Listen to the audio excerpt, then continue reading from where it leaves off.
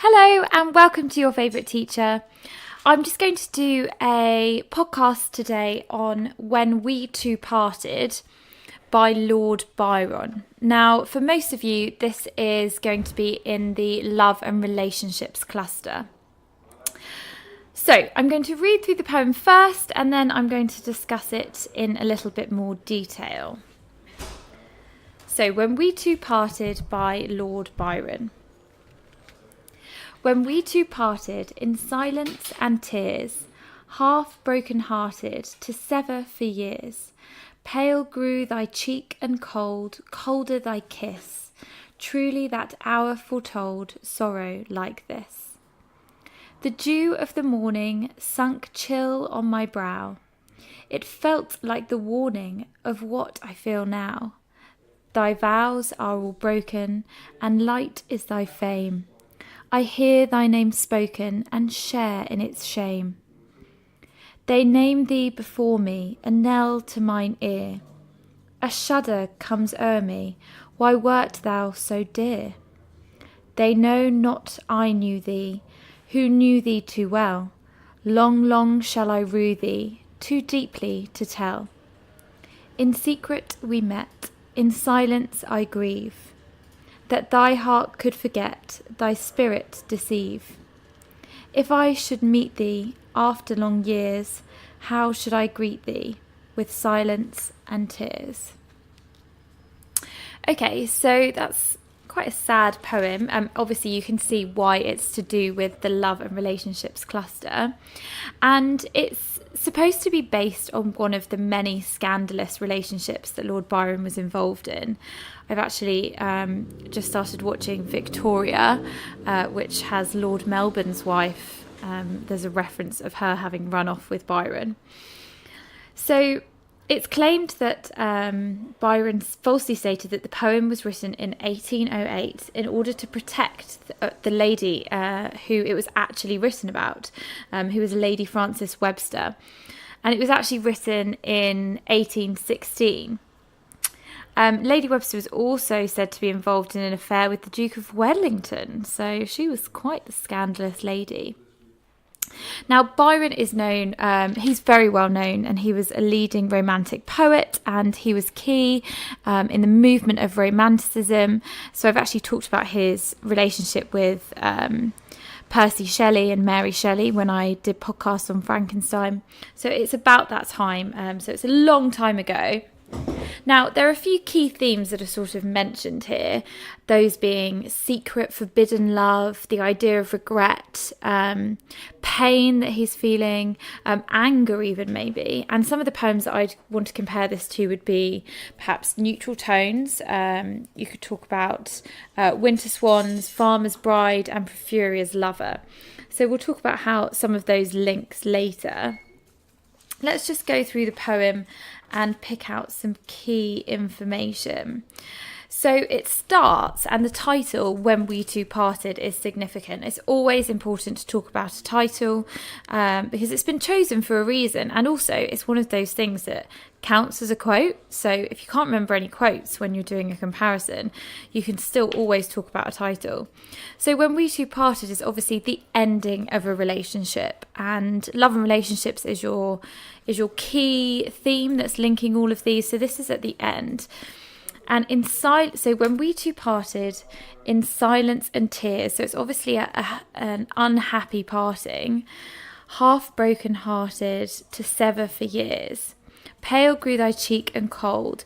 So perhaps the woman that he's writing about has grown distant,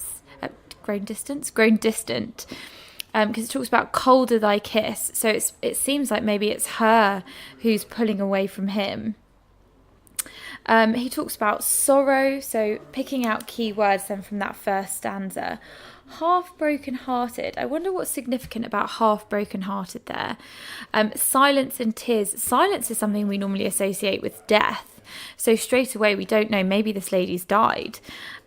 Sever for years. To sever something's quite a violent verb, to like detach something from something else. Colder thy kiss. So again, like I said, perhaps she's getting more and more distant. The dew of the morning sunk chill on my brow. I felt like the warning of what I feel now. Thy vows are all broken. So vows, something we associate with marriage vows.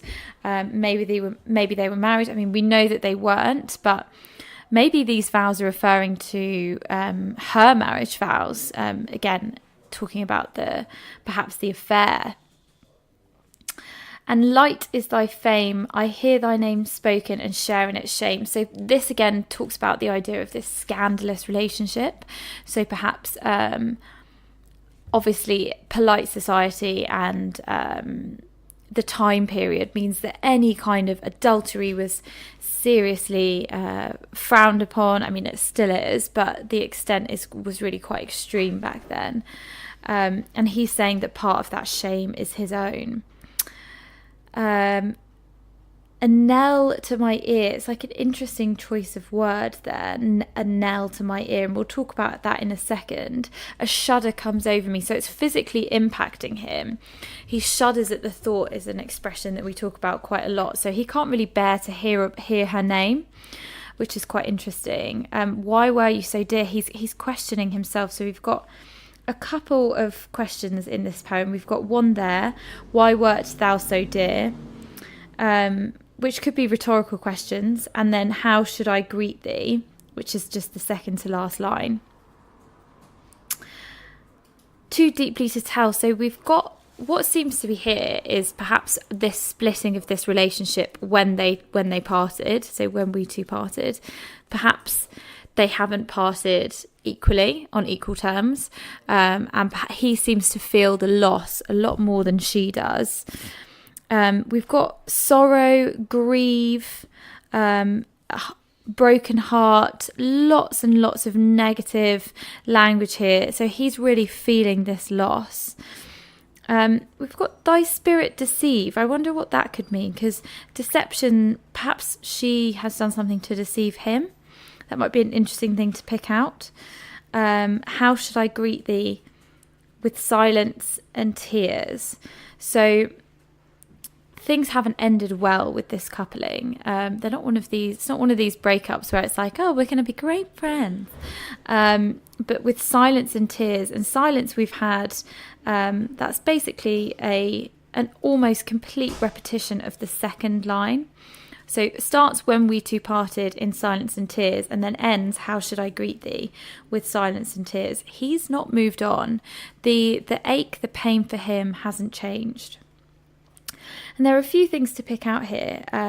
So we've got some enjambment. Now, enjambment is where the lines kind of run on, and it's punctuated slightly differently. So truly thy hour foretold sorrow to this. So we've got lots of run-on lines, perhaps showing the never-ending pain that he's feeling. Semantic field's an interesting thing to pick out, because we've got semantic field of death. Colder, so we talk about when someone dies and their skin grows cold. So we've got colder, knell, grieve.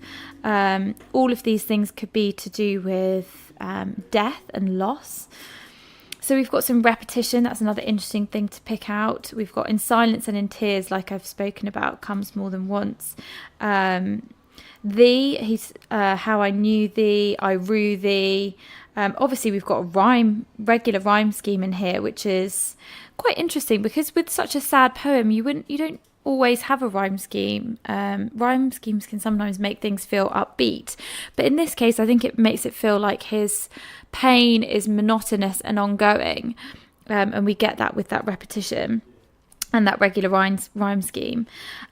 We've got lots of pathetic fallacy, which is quite interesting. So the dew of the morning. So pathetic fallacy, if you can't remember, is where you've got the weather and the surrounding atmosphere reflecting the mood. So the fact that things are cold, that could be a sign of the weather as well. So it's using this idea to show how cold he's feeling. Sunk chill on my brow, the dew of the morning. All of these things are pathetic fallacy. So everything around him is doom and gloom after this breakup, basically.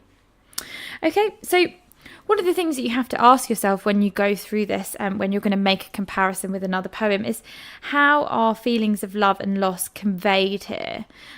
Can you pick out key words and phrases that demonstrate how sad the narrator is feeling, how he feels about this relationship? Because you're going to need to compare those with other things.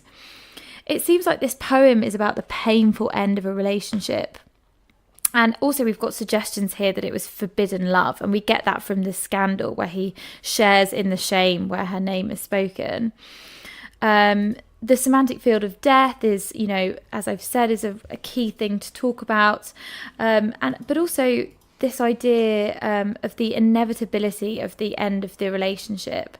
He feels like maybe this relationship was doomed.